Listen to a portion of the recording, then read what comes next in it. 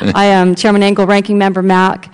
Members of the subcommittee, I thank you very much for the opportunity to testify today on our government's approach to reducing the supply of and demand for drugs in the Western Hemisphere. The challenge is one that not only affects so many families across our country, but also everything from our law enforcement efforts to scientific research and diplomatic priorities. The need to act on all fronts, prevention, treatment, research, and law enforcement, is crucial. There is no silver bullet. In particular, I have serious concerns with the trends we are seeing among our youth toward prescription drug abuse. Drugs like OxyContin are being abused across our country, with 2,500 kids a day using a prescription drug to get high for the very first time.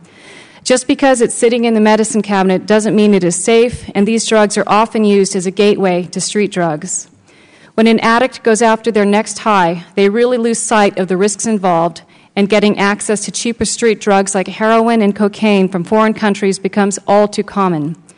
That's exactly why the hearing today is so important.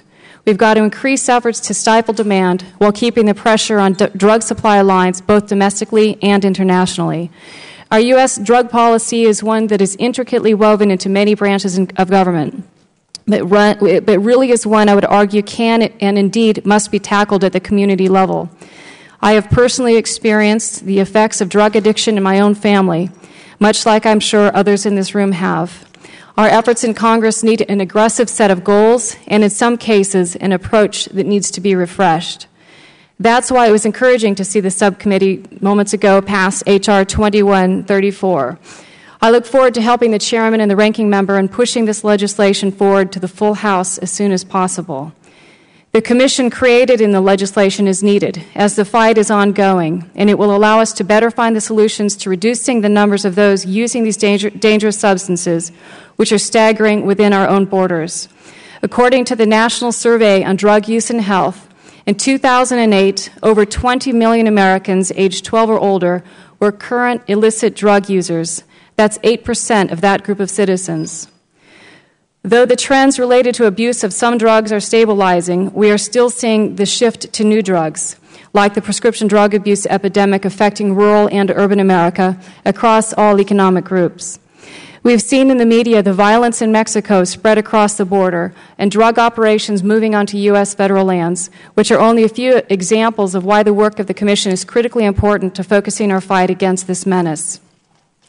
My family, our family, has been affected by addiction to prescription drugs, and it is a battle that we will continue to fight together. But only with the right tools can parents and communities lessen the impacts to those they love. I seek to work with this committee, Mr. Chairman, along with your other committee, my committee, the House Energy and Commerce Committee, to create a foundation for a domestic and international drug policy that balances maintaining our vital law enforcement efforts with an augmented demand-side effort toward reducing substance abuse and addiction. There are a few specific programs we can take a closer look at, and I'm hopeful the Commission created in H.R. 2134 does this as well. In particular, we should focus on the work undertaken by the State Department's Bureau of International Narcotics and Law Enforcement Affairs. They are at the tip of the spear for tracking and assisting with the foreign criminal justice systems on the law enforcement side of the equation, while also seeking to address demand-side problems that continue to increase in both source and transit countries. It is my firm belief that their demand-side program is critical to showing our commitment to helping other nations impacted by the scourge of drugs and building a shared sense of mission and solid international alliance to confront this threat. After all, we can't ignore the fact that as current trafficking routes mature, the addiction can easily shift from making money to the drugs themselves, which can contribute to dragging down local populations. The State Department's INL Bureau actively works to leverage taxpayer dollars so that we can work collaboratively with community groups, local schools, and faith-based organizations. That's key because it's really where we can start to see the important changes within families once a region has been stabilized.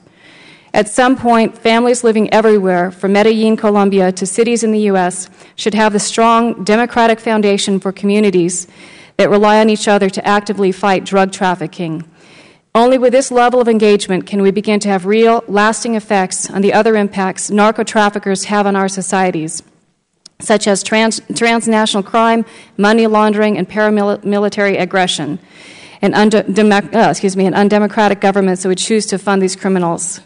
With that, Chairman Engel and Ranking Member Mack, I am hopeful that we are starting down the path of a renewed focus on our approach to international drug policy in the Western Hemisphere, and this issue should entail a bipartisan approach. I thank you very much for the opportunity to testify, and again, I look forward to supporting H.R. 2134 as it moves forward.